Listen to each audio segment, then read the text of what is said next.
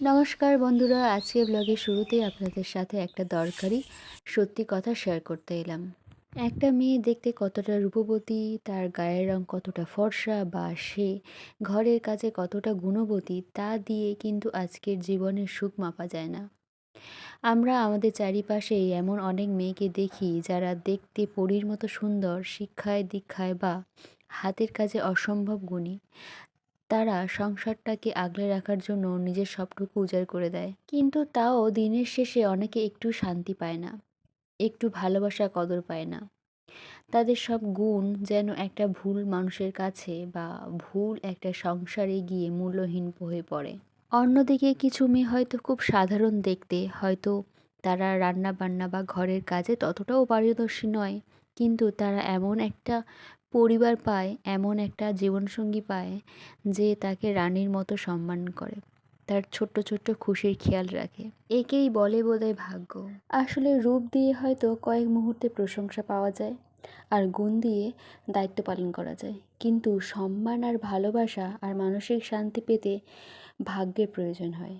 ভাগ্যবতী হওয়া মানে কোটি টাকার মালিক হয়ে যাওয়া নয়। ভাগ্যবতী হওয়া মানে একটা মেয়ের কাছে একটা ভালো ফ্যামিলি, একটা ভালো জীবনসঙ্গী পাওয়া। সবাই ভাবে দেখতে ভালো হলেই আর রান্না বান্না জানলেই বুঝি একটা মেয়ের জীবন স্বর্গের মতো সুখ হয়ে যায়। কিন্তু একটু বড় হতে এই ধারণাটা পাল্টে গেল।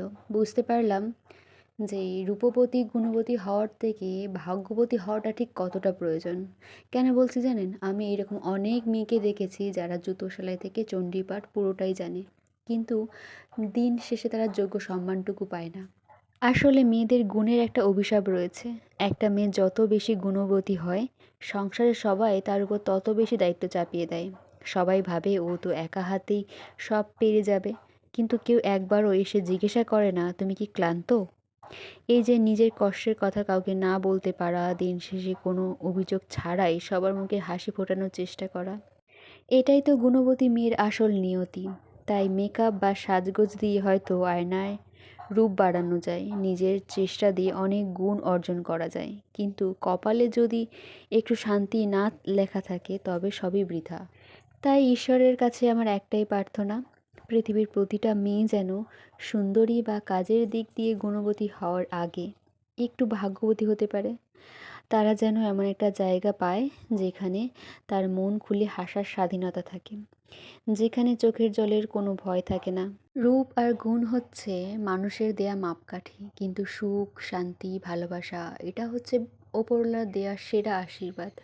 আপনারা যারা আমার এই ভিডিওটি দেখছেন, আপনাদের কি মনে হয়? আমার এই কথার সাথে কি আপনারা সহমত, নাকি আপনাদের অন্য কোনো ধারণা রয়েছে? যদি থাকে অবশ্যই আপনারা কমেন্টে জানান। আর আজকের ভিডিওটা কেমন লাগলো কমেন্টে কিন্তু জানাবেন।